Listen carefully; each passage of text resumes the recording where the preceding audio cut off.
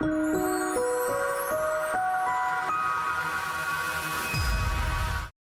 name is Melody Hargrove. I was a star in my nursing program back in 2011. Continued with the STAR program, going to many, many great events. Went back and got a double master's in 2019. Wow. And I love these events. Most currently, I am in the leadership development program, and I guess we all are here. And that's me. And we'll let your partner introduce herself. Radonna? I'm Radonna Higgins, and I am on the national board. Joined in 2005, and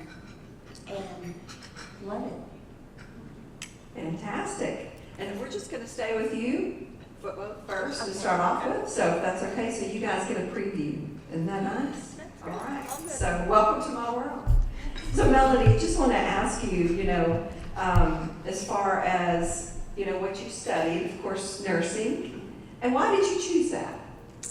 I went into the nursing field because ever since I was a young kid, I've been fascinated with surgery. Mm-hmm. I think the body is an amazing creation by God, and just to heal those that are hurting. It was a passion of mine ever since I was a young kid. Wow, that's fantastic. So, you talked about being a part of EWL and how you kind of transformed, right, from being a star into this leadership program. What has that meant to you? It has meant the world to me. My journey has been kind of crazy the last couple of years. Much like I very much resonated with one of the speakers earlier today. I shot up fast. When I started off in healthcare, I started as a surgical tech. Then I went to nursing school and became an OR nurse. And within 6 months of becoming a nurse, I was promoted to an OR manager position. Wow. And then a year later, director of nursing position. So it shot off very, very quickly. And while I was in the director of nursing position, that's when I decided to go back to school and get the master's degrees. Did that, graduated in 2019, was still working as the director of nursing, and my CEO, my administrator, he passed away unexpectedly. I had worked very closely with him for a number of years. He was trying to grow me into his role, and when he passed away, I stepped up. And I led the team, and I did this for over a year. They never hired anyone. I was doing it as well as my own job, and there was an event where I shared my frustration. Karen was there, and she remembered, and I asked for the job, and they told me I wasn't ready, but continued to let me do it. And so just out of frustration and looking for the next step, I took the risk. I moved to 1,000 miles across the country, left Dallas. I had been at that facility for 17 years because I got the opportunity. I was there in my new facility, brand new, networking, building those relationships, really taking off, really enjoying my career. And then last August, I got the phone call that they were shutting down the surgery center, that the hospital system no longer wanted to support the surgery service line. I was devastated. I had taken this risk, moved my family all that way, and I was considering hanging it up.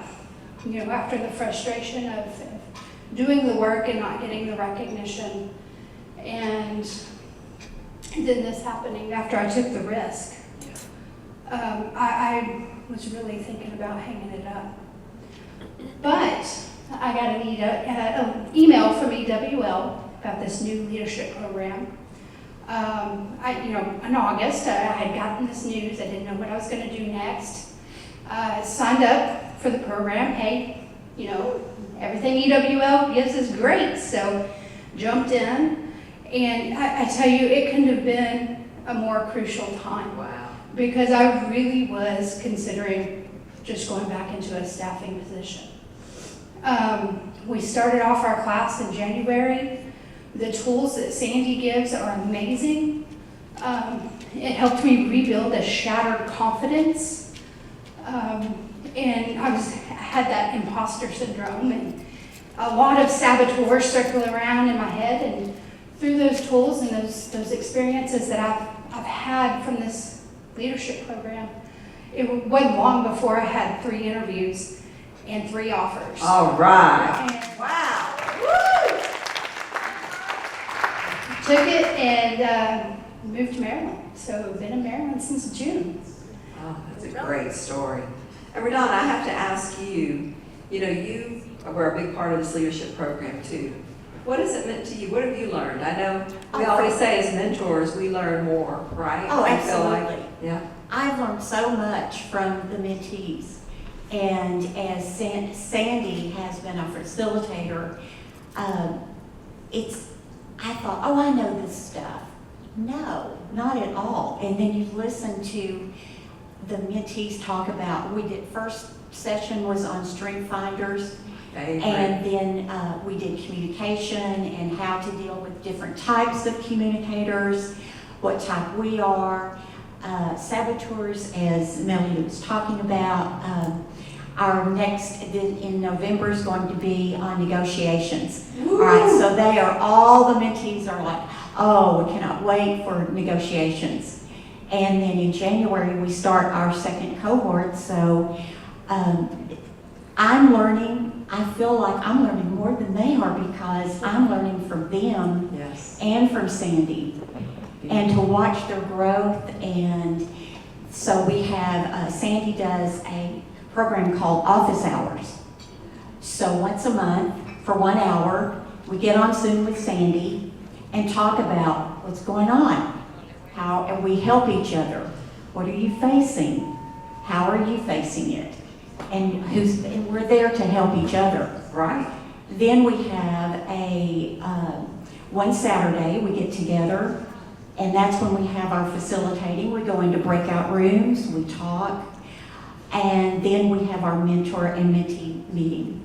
And it's just such a part of my life. I can't imagine it not being there. And I love these ladies, love Sandy, and it is a worthwhile.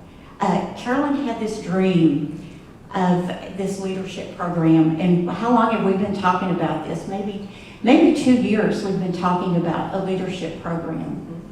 And then we got together one weekend and flew to Colorado and spent the weekend together. We spent 13 hours on one day planning how's this going to work, and then who's going to facilitate it. And boy, when Sandy came forward, it just all fell in place. What a blessing. Yeah. Yes. What was it? Well, thank you, Radonna, for your leadership too. Oh, thank you. It's my pleasure.